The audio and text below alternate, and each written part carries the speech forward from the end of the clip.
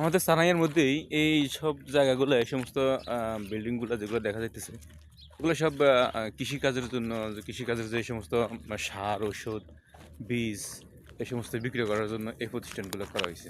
এই প্রতিষ্ঠানগুলো অনেকগুলো প্রতিষ্ঠান এখানে হয়েছে এই এলাকার মধ্যে। এদেশে এরকমই নিয়ম, বিভিন্ন এলাকায় বিভিন্ন ধরনের সিস্টেম, সব কিছু এক জায়গায় করে না।